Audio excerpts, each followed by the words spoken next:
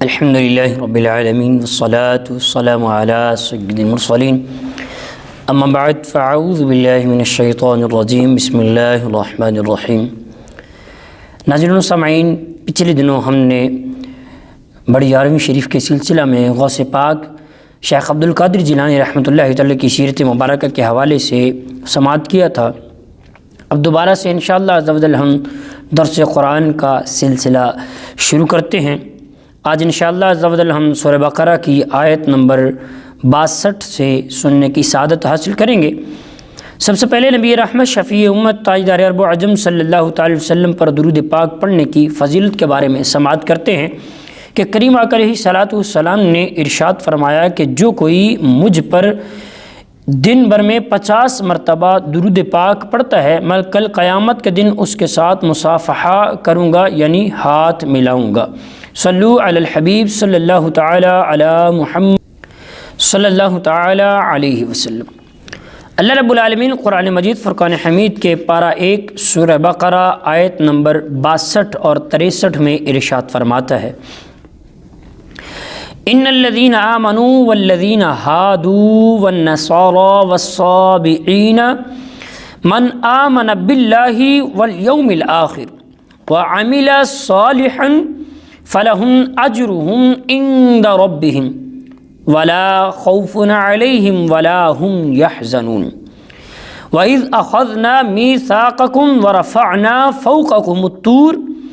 خُذُوا مَا آتَيْنَاكُمْ بِقُوَّةٍ وَاذْكُرُوا مَا فِيهِ لَعَلَّكُمْ تَتَّقُونَ۔ ترجمہ کنز الایمان۔ بے شک ایمان والوں نیز یہودیوں اور عیسائیوں اور ستاروں کی پوجا کرنے والوں میں سے جو بھی سچے دل سے اللہ پر اور آخرت کے دن پر ایمان لائیں اور نیک کام کریں، ان کا ثواب ان کے رب کے پاس ہے، اور ان پر نہ کوئی خوف ہوگا نہ وہ غمگین ہوں گے۔ اور یاد کریں جب ہم نے آپ سے عہد لیا، اے بنی اسرائیل تم سے عہد لیا اور تمہارے سروں پر طور پہاڑ کو معلق کر دیا، اور کہا کہ مضبوطی سے تھامو اس کتاب کو جو ہم نے تمہیں عطا کی ہے،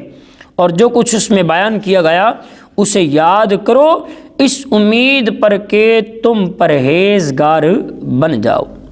ناظرین و سامعین، غور کریں، وَإِذْ أَخَذْنَا مِيثَاقَكُمْ، اور یاد کرو جب ہم نے تم سے عہد لیا۔ ارشاد فرمایا جا رہا یہودیوں سے کہ وہ وقت یاد کرو جب اللہ تعالیٰ نے بنی اسرائیل سے عہد لیا تھا، وہ تورات کو مانیں گے، اس پر عمل کریں گے، لیکن پھر انہوں نے اس کے احکام کو بوجھ سمجھ کر قبول کرنے سے انکار کر دیا، حالانکہ انہوں نے خود ہی بڑی التجا کر کے حضرت موسیٰ علیہ السلام سے ایسی آسمانی کتاب کی درخواست کی تھی جس میں قوانین شریعت اور آئین عبادت تفصیل کے ساتھ ذکر کیے گئے ہوں۔ حضرت موسیٰ علیہ السلام نے ان سے بار بار اس کے قبول کرنے اور اس پر عمل کرنے کا وعدہ لیا تھا، اور جب وہ کتاب عطا ہوئی تو انہوں نے اسے قبول کرنے سے انکار کر دیا اور اپنا وعدہ پورا نہ کیا۔ جب بنی اسرائیل نے اللہ تعالیٰ سے کیا ہوا وعدہ توڑا تو حضرت جبریل امین علیہ السلام نے اللہ کے حکم سے کوہ طور کو اٹھا کر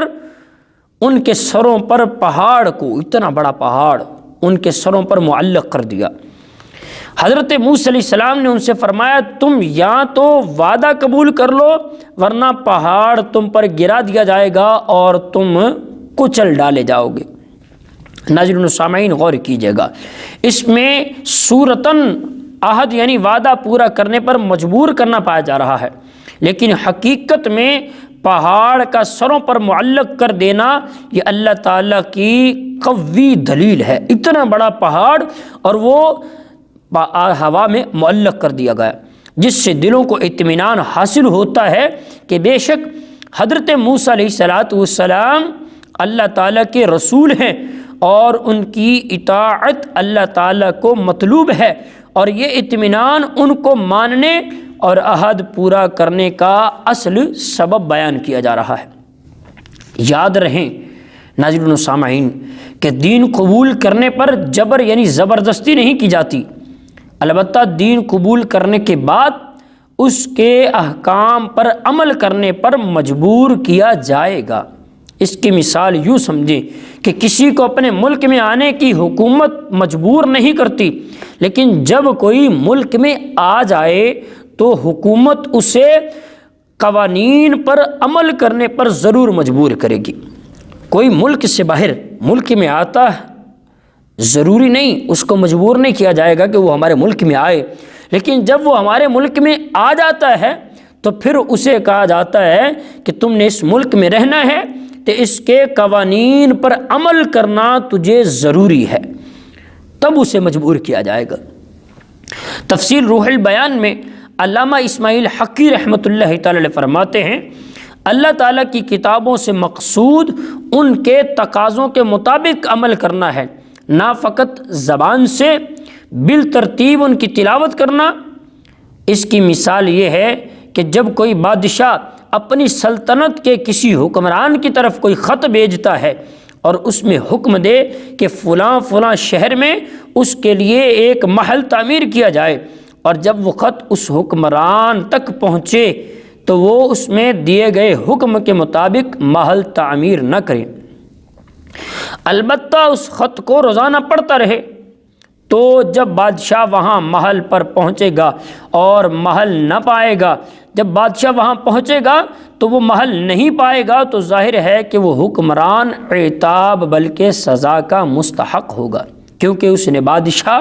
کا حکم پڑھنے کے باوجود اس پر عمل نہیں کیا۔ تو قرآن بھی اسی خط کی طرح ہے جس میں اللہ تعالیٰ نے اپنے بندوں کو حکم دیا کہ وہ دین کے ارکان جیسے نماز، روزہ، حج، زکوٰۃ ان کی پابندی کریں، ان کی تعمیرات کریں، اور بندہ فقط قرآن مجید کی تلاوت کرتے رہیں اور اللہ تعالیٰ کے حکم پر عمل نہ کریں، تو ان کا فقط قرآن مجید کی تلاوت کرتے رہنا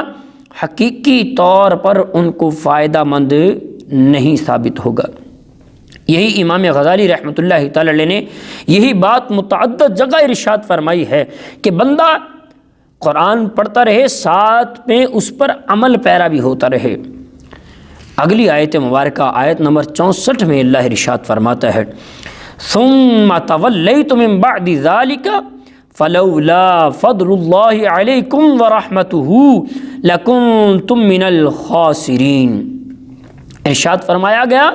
اس کے بعد پھر تم نے اگر روگردانی کی، یعنی اپنی بات سے اپنے وعدے سے پھر گئے، تو اگر تم پر اللہ کا فضل اور اس کی رحمت نہ ہوتی تو تم ضرور نقصان اٹھانے والوں میں سے ہو جاتے۔ فضل اللہ، اللہ کا فضل۔ ناظرین و سامعین غور کیجیے گا، یہاں فضل و رحمت سے یہاں تو توبہ کی توفیق مراد ہے کہ انہیں توبہ کی توفیق مل گئی، یہاں عذاب کو مؤخر کرنا مراد ہے، یعنی بنی اسرائیل پر عذاب نازل نہ ہوا بلکہ انہیں مزید مہلت دی گئی۔ ایک قول یہ ہے کہ فضل الہی اور رحمت حق سے مراد حضور سرور عالم صلی اللہ تعالی علیہ وسلم کی ذات پاک مراد ہے، اور معنی یہ ہے کہ اگر تمہیں ختم المرسلین رحمت للعالمین صلی اللہ تعالی علیہ وسلم کے وجود کی دولت نہ ملتی تو اے بنی اسرائیل، اگر تمہیں مصطفیٰ کریم علیہ السلام کی وجود کی سعادت، ان کے وجود کی دولت نہ ملتی اور آپ صلی اللہ علیہ وسلم کی ہدایت نصیب نہ ہوتی تو تمہارا انجام ہلاک اور خسران یعنی نقصان ہی نقصان ہوتا۔ اس سے پتہ چلا کہ حضور اقدس صلی اللہ تعالی علیہ وسلم مخلوق پر اللہ کا فضل بھی ہیں اور رحمت بھی ہیں، تو چاہیے کہ ہم قرآن پر بھی عمل کریں، مصطفیٰ کریم علیہ السلام جو اللہ نے ہمیں عطا فرمائے ہیں اپنے رب کا شکر بھی ادا کریں کہ میرے رب، میرے مولا تیرا شکر ہے کہ ایک تو ہم نے